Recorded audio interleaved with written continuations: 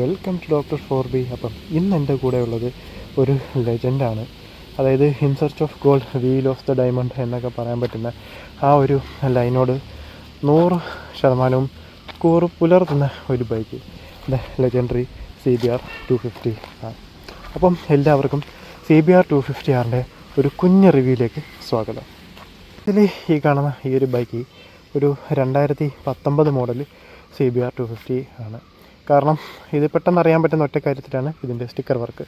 ഇവർ all over the year സ്റ്റിക്കറിൽ മാത്രമേ നല്ല പണിയെടുത്തിട്ടുള്ളൂ. അത് ലാസ്റ്റ് വന്നപ്പോഴത്തേക്കിനും അത്യാവശ്യം കാണാൻ കൊള്ളാവുന്ന രീതിയിൽ എത്തിച്ചിട്ടുമുണ്ട്. ആദ്യമേ നമുക്ക് ഫ്രണ്ട് സെക്ഷനെ കുറിച്ച് പറയാം.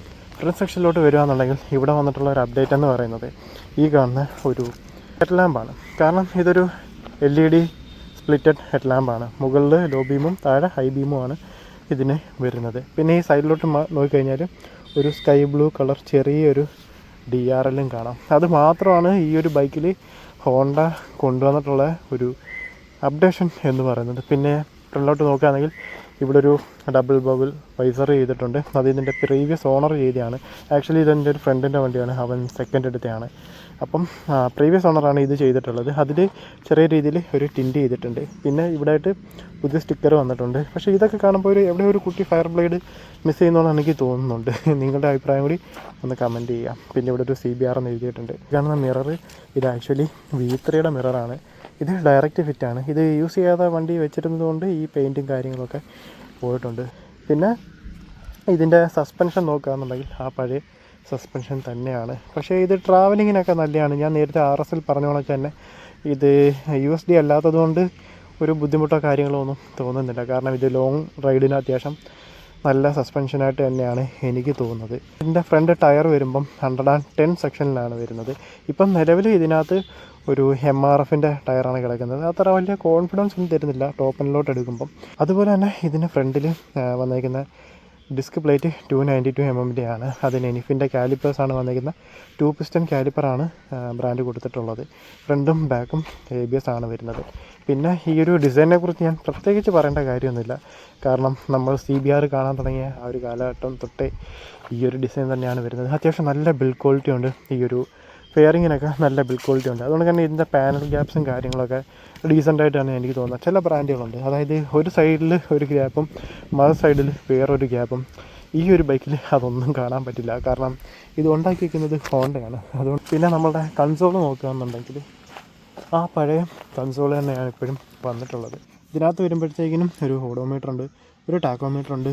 പിന്നെ ഇവിടെയായിട്ട് ഒരു ഫ്യൂൽ ഗേജ് ഉണ്ട്. തൊട്ടിപ്പുറത്തായിട്ട് എൻജിൻ ഹീറ്റ് കാണിക്കുന്നുണ്ട്. പിന്നെ ഒരു ട്രിപ്പ് മീറ്റർ ഉണ്ട്. ആക്ച്വലി ഇതിന് ഒറ്റ ട്രിപ്പ് മീറ്ററേ ഉള്ളൂ, 2 ട്രിപ്പ് മീറ്റർ ഇല്ല. പിന്നെ ഇവിടെ ആയിട്ടൊരു മോഡ് ബട്ടൺ ഉണ്ട്. ഇത് വെച്ചിട്ടാണ് നമ്മൾ ട്രിപ്പൊക്കെ എടുക്കുന്നത്. അതുകൊണ്ട് ഇത് വെച്ചിട്ട് റീസെറ്റ് ചെയ്യാം. ഈ ബട്ടൺ വെച്ചിട്ടാണ് ഇവിടെ ടൈം കറക്റ്റ് ചെയ്യുന്നത്. ഇവിടെ ടൈം കാണാം. അപ്പം ബേസിക്കായിട്ടുള്ള കാര്യം തന്നെ മീറ്ററിൽ കാണുന്നുള്ളൂ. പിന്നെ ഇതാ ഇങ്ങോട്ടേക്ക് വരികയാണെന്നുണ്ടെങ്കിൽ ABSൻ്റെ ഒരു ലൈറ്റ് കാണാം. ഇവിടെ എൻജിൻ വാർണിംഗ് ലൈറ്റ് ഉണ്ട്. ഇവിടെ ലെഫ്റ്റ് സൈഡ് ഇൻഡിക്കേറ്ററിൻ്റെ ഇൻഡിക്കേഷൻ ഉണ്ട്.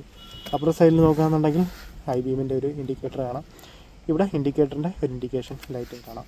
അപ്പം ഇതൊക്കെ തന്നെയുള്ളൂ ഇതിൻ്റെ ഒരു കൺസോളിലോട്ട് വരുമ്പം. അല്ലാതെ ഇതിനകത്ത് ഒരുപാട് ഇലക്ട്രോണിക്സിൻ്റെ അഡ്ജസ്റ്റ്മെൻറ്റോ കാര്യങ്ങളോ ഒന്നും ഇതിനകത്ത് കാണിക്കുന്നില്ല.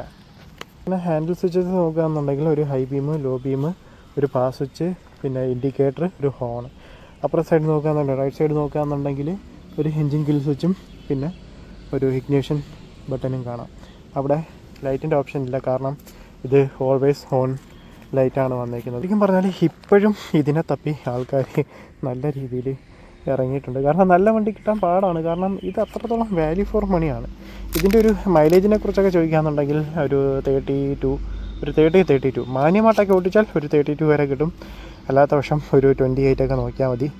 അപ്പം സിറ്റി യൂസിങ്ങിനാണെങ്കിൽ എനിക്ക് തോന്നുന്നു ഒരു 28 ഒക്കെ കിട്ടത്തോളം എന്നാണ് തോന്നുന്നത്. ലോങ് റൈഡ് പോകുമ്പോൾ മര്യാദയ്ക്ക് ഓടിച്ചാൽ ഒരു 32-33 വരെയൊക്കെ പിടിക്കാൻ പറ്റും. അതുകൊണ്ട് തന്നെ ഒരു 4500 RPM അകത്ത് നിർത്തി ഓടിക്കുകയാണെന്നുണ്ടെങ്കിൽ നിങ്ങൾക്ക് നല്ല രീതിയിൽ ഈ പറയുന്ന മൈലേജും കാര്യങ്ങളൊക്കെ കിട്ടുന്നതായിരിക്കും. പിന്നെ ടാങ്ക് നോക്കുകയാണെന്നുണ്ടെങ്കിൽ 13 ലിറ്ററാണ് വരുന്നത്. അതിൻ്റെ തൊട്ട് താഴെയായിട്ട് ദ ബീസ്റ്റ് നമ്മുടെ ഈ ഒരു 249.6 സിംഗിൾ സിലിണ്ടർ DOHC എഞ്ചിനാണ് ഹോണ്ട ഇതിൽ പ്രൊവൈഡ് ചെയ്തിട്ടുള്ളത്. ഈ ഒരു ബൈക്കിൻ്റെ പവർ ഫിഗർ നോക്കുകയാണെന്നുണ്ടെങ്കിൽ 25.7 BHP ആണ് ഈ ഒരു എൻജിൻ പ്രൊഡ്യൂസ് ചെയ്യുന്നത്. ഗിയർ ബോക്സ് എന്നൊക്കെ പറഞ്ഞാൽ ഇതാവണം, കാരണം പ്രിസൈസാണ്, പക്കയാണ് ഗിയറിൻ്റെ കാര്യങ്ങളൊക്കെ. 6 സ്പീഡ് ഗിയർ ബോക്സ്. അതുകൊണ്ട് ക്ലച്ചിനെ കുറിച്ച് സംസാരിക്കുകയാണെന്നുണ്ടെങ്കിൽ ക്ലച്ചൊക്കെ നല്ല ലൈറ്റാണ്. അതായത് ബാക്കിയുള്ള ബൈക്കുകളെ വെച്ച് നോക്കുമ്പോൾ കുറച്ചുകൂടി നല്ല ലൈറ്റ് ഫീലിംഗ് ആണ്. നമുക്ക് ലോങ് റൈഡ് പോകുന്ന ടൈമിലൊക്കെ അതൊരു വലിയ വെല്ലുവിളിയായിട്ട് തോന്നത്തില്ല. സിറ്റി യൂസിങ്ങിനായാലും നമുക്ക് അങ്ങനെ ഒരു വലിയ ബുദ്ധിമുട്ടോ കാര്യങ്ങളൊന്നും ക്ലച്ച് ഫീലിങ്ങിൽ നിന്ന് വരുന്നില്ല. സീറ്റിങ്ങിനെ കുറിച്ച് പറയുകയാണെന്നുണ്ടെങ്കിൽ സീറ്റൊക്കെ അത്യാവശ്യം നല്ല വൈഡാണ്, വിഡ്ത്തും ഉണ്ട് ലെങ്ത്തും ഉണ്ട്.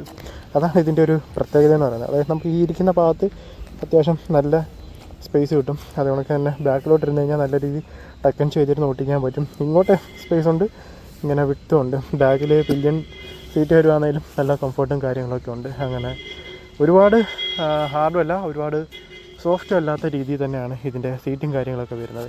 പിന്നെ ഇവിടെ ഒരു പില്യൻ ഗ്രാബ് റെയിൽ വരുന്നുണ്ട്, അലോയ് ആണ്. പിന്നെ ഇതിൻ്റെ ബാക്ക് സൈഡ് നോക്കുമ്പം ഇവിടെ ഒരു ഫുഡ് റെസ്റ്റ് വരുന്നുണ്ട് പില്യൻ്റെ. ആ ഒരു പൊസിഷൻ നല്ല രീതിയിൽ കംഫർട്ടബിളായിട്ട് പില്യൻ ഇരിക്കാൻ പറ്റും. അതുകൊണ്ട് തന്നെ റൈഡറിൻ്റെ തൊട്ട് താഴത്തായിട്ട് വരുന്നുണ്ട്. സീറ്റിന് തൊട്ട് താഴെ ആയതുകൊണ്ട് തന്നെ നമുക്ക് വണ്ടിയായിട്ടുള്ളൊരു കണക്ഷൻ, അതായത് ഓവർ അഗ്രസീവ് അല്ല, എന്നാൽ അഗ്രഷൻ എന്ന് പറയുന്ന സംഭവം ഇതിലുണ്ട്. ആ ഒരു രീതിയിൽ സെറ്റ് ചെയ്ത് വെച്ചിരിക്കുന്നത്. കാരണം നല്ല കണക്ഷൻ ഫീൽ ചെയ്യും. നമുക്കൊന്ന് മെന്യൂർ ചെയ്യാനൊക്കെ ആയാലും അതുകൊണ്ട് കോർണർ എടുക്കുമ്പോഴേക്കായാലും നല്ലൊരു കോൺഫിഡൻസ് ഈ ഒരു റൈഡിങ് പോസ്റ്ററിനുണ്ട്. ഇവിടെ ഇരുന്നിട്ട് ഒരുപാട് നമുക്ക് ലീൻ ചെയ്ത് അല്ലെങ്കിൽ ടക്കൻ ചെയ്ത് കിടക്കേണ്ടുന്ന ആവശ്യമൊന്നുമില്ല. ഇതൊരു അഗ്രഷൻ്റെ ഒരു ബിഗിനിങ് എന്നൊക്കെ വേണമെങ്കിൽ പറയാം. നമ്മുടെ RC 390 അല്ലെങ്കിൽ R15 V3 അതിൻ്റെ അത്രത്തോളം ഒന്നും അഗ്രഷൻ ഇതിനില്ല, പക്ഷേ ഇതിന് അഗ്രഷനുണ്ട്. ആ രീതിയിലാണ് ഇതിൻ്റെ ഒരു സീറ്റിംഗ് പൊസിഷനും കാര്യങ്ങളൊക്കെ വന്നിട്ടുള്ളത്. പിന്നെ ഇതിൻ്റെ suspension pro link mono shock എന്ന് പറയുന്ന ഒരു ഷോക്കാണ് ഹോണ്ട ഇതിൽ പ്രൊവൈഡ് ചെയ്തിട്ടുള്ളത്. അതൊരു 7 സ്റ്റെപ്പ് അഡ്ജസ്റ്റബിൾ ആണ്. പക്ഷേ നിലവിൽ ഫാക്ടറി സെറ്റിങ്ങിൽ നിങ്ങൾക്ക് കോർണറിങ് ഫീഡ്ബാക്ക് കുറച്ച് കുറവായിരിക്കും. നിങ്ങളൊരു 3-4 സ്റ്റെപ്പ് കൂട്ടിയിടുകയാണെന്നുണ്ടെങ്കിൽ ആ ഒരു സ്പ്രിങ്ങിന് കുറച്ചുകൂടി ടെമ്പർ കിട്ടും. അങ്ങനെ ടെമ്പർ കിട്ടിക്കഴിഞ്ഞാൽ നിങ്ങൾക്ക് കോർണറിങ് ഫീഡ്ബാക്ക് കുറച്ച് നന്നായിരിക്കും. ഫ്രണ്ടും ബാക്കും ടയർ ഇപ്പം കിടക്കുന്ന MRF ആണ്. അത് മാറ്റി നല്ലൊരു ടയറാണെന്നുണ്ടെങ്കിൽ കുറച്ച് നല്ല കോർണറിങ് ഫീഡ്ബാക്കും കാര്യങ്ങളൊക്കെ കിട്ടും.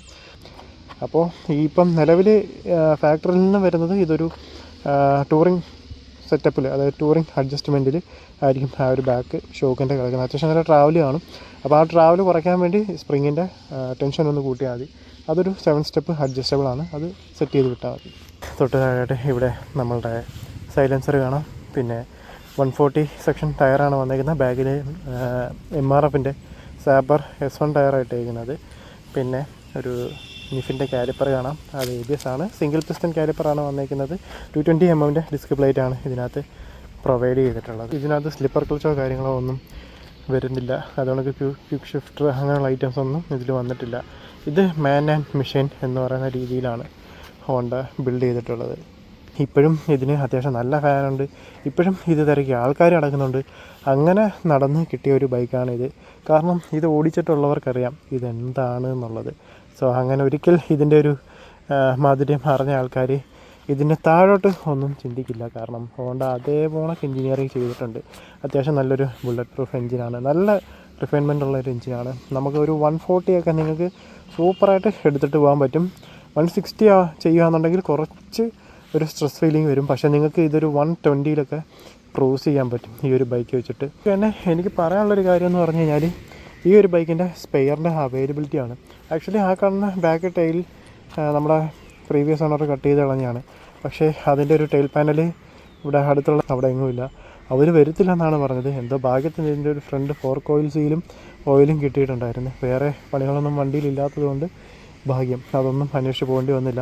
പക്ഷേ ഒരു 2014 CBR ഓൺ ചെയ്തൊരു സമയത്ത് ആ ഒരു ബൈക്കിൻ്റെ പല സാധനങ്ങളും ഓർഡർ ചെയ്തിട്ട് ഒരു 2 വീക്സ് വരെ ഒക്കെ വെയിറ്റിംഗ് പീരീഡ് പറഞ്ഞിട്ടുണ്ടായിരുന്നു.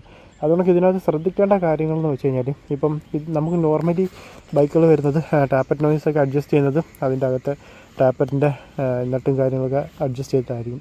പക്ഷേ CBRൽ വരുമ്പം അത് സിം എന്ന് പറയുന്നൊരു ഐറ്റമാണ് ഈ ബ്രാൻഡ് യൂസ് ചെയ്തിട്ടുള്ളത്. സോ അത് കിട്ടാൻ ഭയങ്കര പാടാണ്. അന്ന് അവിടെ തിരക്കിയപ്പം അവർ പറഞ്ഞത് അത്യാവശ്യം വെയിറ്റ് ചെയ്യേണ്ടി വരും.